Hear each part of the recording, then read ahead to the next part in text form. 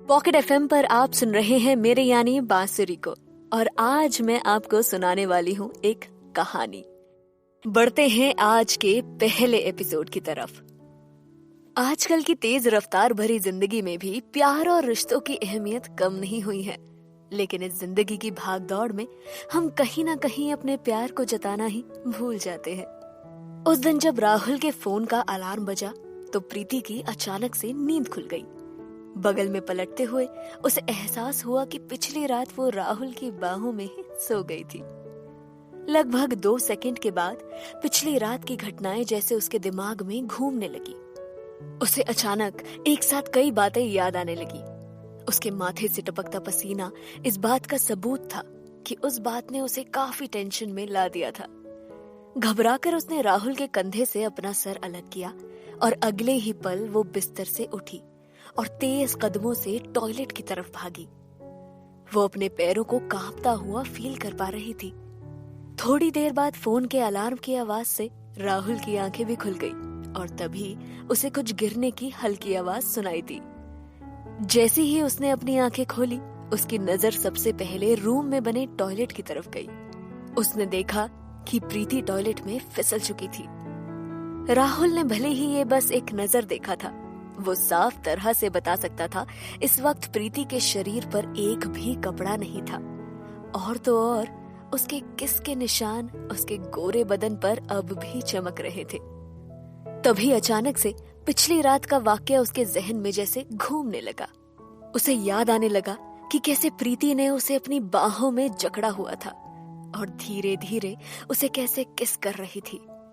उसे ये भी याद आने लगा कि कैसे धीरे धीरे वो एक एक करके उसके कपड़े उतार रही थी।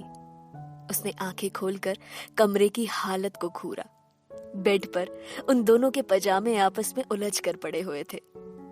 उसे याद आया कि पिछली रात उसने काफी ड्रिंक कर ली थी, जिसके कारण उसके सर में काफी हेडेक हो रहा था।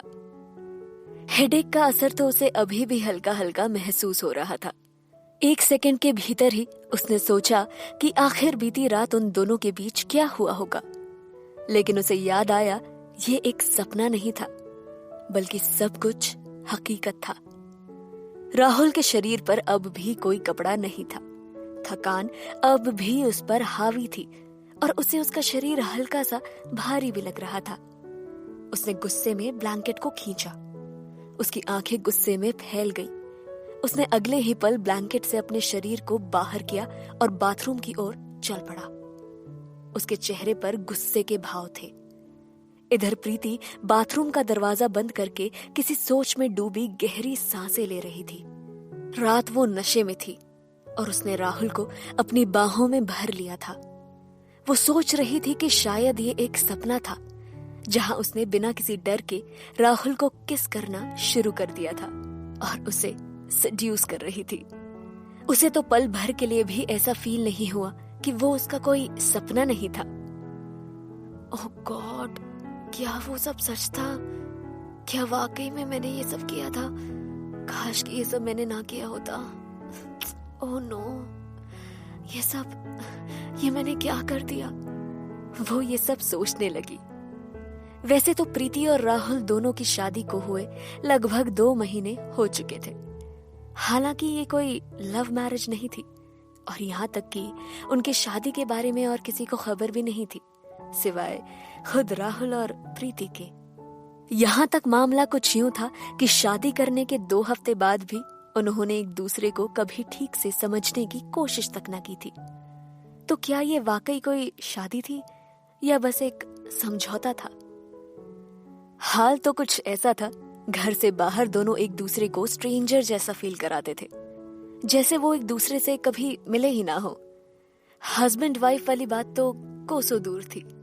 लेकिन प्रीति ने कल रात जो कुछ भी राहुल के साथ उसकी मर्जी के बिना किया था, उसका अंजाम क्या होने वाला था, ये सोचकर वो काफी डरी हुई थी।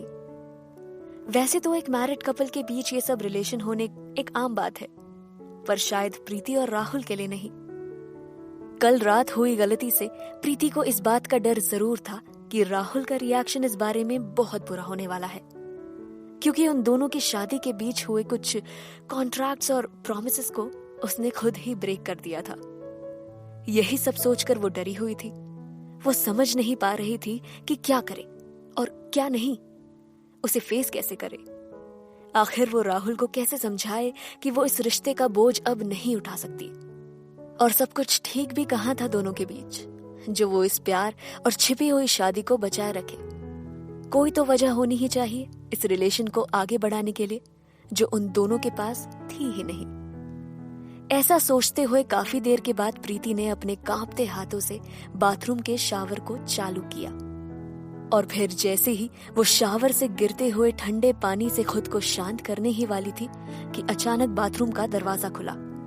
वो एक पल के लिए सहम गई। उसने अपने खुले बदन को अपने दोनों हाथों से छिपाना चाहा।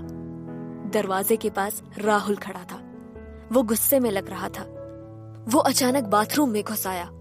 उसने बिना एक पल गवाए प्रीति को घूरा और उसने प्रीति की बाह पकड़कर पीछे की तरफ मोड़ दी। प्रीति चाहकर भी कोई विरोध न कर पाई। वो चुप थी। प्रीति की सांसें तेज हो चली थी। राहुल ने अब तक कुछ नहीं कहा था। एक बार फिर से आगे बढ़कर उसने प्रीति की गर्दन पकड़ ली और उसे पीछे की दीवार की तरफ धकेल दिया। राहुल इस कदर गुस्से में था कि उसे इस बात का एहसास तक नहीं हुआ कि उसकी इस हरकत से प्रीति को दर्द हो रहा था। प्रीति दर्द से करहा रही थी। इससे पहले कि वो अपनी सांसों को कंट्रोल कर पाती, राहुल ने उसकी कलाई और जोर से मोड़ते हुए कहा, प्रीति, मैंने सोचा भी नहीं था कि तुम कभी मेरा ऐसा फायदा उठाओगी। अगले कुछ पलों तक एक खामोशी पसरी रही। मैंने कभी सोचा भी नहीं था तुम ऐसा करोगी, और वो भी तब जब मैं नशे में था। तुम मेरे बेड पर चढ़ गई और तुमने। इसके आगे राहुल कुछ ना कह सका। प्रीति उसकी सारी बातें चुपचाप सुनती रही। ठीक उसी पल राहुल को कुछ याद आने लगा था। उसने एक पल के लिए अपनी आंखें बंद की और अगले ही पल प्रीति का चेहरा जोर से अपनी तरफ घुमाया और उसकी आंखों को अपनी आंखों से मिलाते हुए देखा। शायद वो कुछ सवाल उसकी काजल भरी आंखों में तलाश रहा था। प्रीति इस वक्त उससे नजरें नहीं मिला पा रही थी। उसकी आंखों में आंसू भरे थे। उसे प्रीति की आंखों में घूरते हुए कहा, प्रीति, अगर मुझे अच्छे से याद है तो हमारी शादी की रात तुमने मुझे हमारे बीच किसी भी शारीरिक रिश्ते के लिए मना किया था, और अब बस 2 महीने में ही तुमसे रहा भी नहीं गया। याद है तुम्हें या भूल चुकी हो? प्रीति ने राहुल के किसी सवाल का जवाब नहीं दिया। वो बस चुपचाप उसे देखती रही। उसके होंठ एक पल को हिले जरूर, पर वो चुप रही। राहुल उसकी कलाई को अब जोर से मरोड़ने लगा। प्रीति तब भी खामोश रही। राहुल अब भी उसकी आंखों में जवाब ढूंढता रहा। कुछ देर कमरे में एक खामोशी सी रही। राहुल प्रीति के मासूम से चेहरे को घूरता रहा। उस चेहरे में हमेशा की तरह मासूमियत थी। जाने क्यों एक पल के लिए प्रीति को लगा कि उसके मन की बात राहुल समझने की कोशिश कर रहा है। उसका दिल तेजी से धड़क रहा था। वो अपनी कलाई पर राहुल के दबाव का सामना नहीं कर पा रही थी, पर अब वो करती भी क्या। राहुल ने चुप्पी तोड़ते हुए कहा, या फिर तुम मेरे साथ सोना चाहती थी? हाँ प्रीति, बोलो। प्रीति अब भी खामोश रही। बोलो प्रीति, चुप क्यों हो? कुछ कहती क्यों नहीं? तुम्हारी ये खामोशी मुझे चुभ रही है। पता नहीं क्यों, पर अचानक से प्रीति को ऐसा फील होने लगा कि शायद राहुल उसके मन की बात जान चुका है, पर वो उसे क्या बताती। वो राहुल के सवालों से डरी हुई थी। वो अपनी फीलिंग्स को छुपाने के लिए बहुत कोशिश कर रही थी। अपनी फीलिंग्स को छुपाने की कोशिश करते हुए उसने कहा, राहुल, सच तो ये है, मुझे एक प्यार का नगमा है। टीवी सीरीज में बस एक अच्छे रोल की तलाश है, सो इसलिए मैंने ये सब। राहुल प्रीति की बातें सुनकर काफी देर तक चुप खड़ा रहा। उसे लगा जैसे उसका दिल उसके गले से बाहर निकल आएगा। इधर प्रीति राहुल के चेहरे की तरफ घूरने के लिए काफी स्ट्रगल कर रही थी। उसे घूरते हुए प्रीति ने अपनी बात आगे कही, जैसा कि तुम जानते ही हो, अब मुझे टीवी इंडस्ट्री में आए हुए 1 साल से ऊपर हो चुका है, और आखिर मैंने अब तक ऐसा कौन सा रोल किया है जिसे कोई याद रखेगा? देखो, ये इंडस्ट्री तो तुम्हारे हाथ में है और मैं जानती हूँ कि तुम्हारा सिर्फ एक रिकमेंडेशन भी मेरे करियर को कहाँ से कहाँ पहुंचा देगा। बस इस सीरियल में मुझे एक लीड रोल मिल जाए। प्रीति ने राहुल की आंखों में देखते हुए कहा। राहुल प्रीति की अजीब बातें सुनकर शॉक्ड था। लगभग 10 सेकंड के बाद प्रीति ने अपने लाल होठों को साइड से दबाते हुए आगे कहा, कल रात जो हुआ वो हम दोनों के लिए सही भी था और एक हद तक जरूरी भी था। अब मुझे कम से कम तुम पर इतना ट्रस्ट तो है कि तुम मेरे लिए ये छोटा सा काम जरूर करोगे ना? प्रीति की बातों को सुनकर राहुल ने अपने गुस्से को दबाने की भरपूर कोशिश की। प्रीति की कलाई पर कसे उसके हाथ अब ढीले पड़ने लगे थे। अगले ही पल उसका गुस्सा हंसी में बदल गया। प्रीति, तुम मेरे साथ गेम खेलने की कोशिश कर रही हो, है ना? सही कहा ना मैंने? ऐसा कहते हुए राहुल एक पल के लिए मुस्कुराया और अगले ही पल दांत पीसते हुए प्रीति पर तेजी से झपटा और चिल्लाते हुए बोला, तो तुम्हें अब इस गेम को खेलने में मजा आने वाला है, ठीक है? मैं अब तुम्हें ऐसा मजा चखाऊंगा कि तुम भी याद रखोगी। लगता है तुम्हें इस कदर इस एक्टिंग की आदत पड़ने लगी है कि तुम अपना असली चेहरा कहीं उतार आई हो। सच कहा ना मिस प्रीति? प्रीति राहुल की आंखों में देख जरूर रही थी, पर वो चुप थी। उसके पास अब कोई जवाब नहीं था।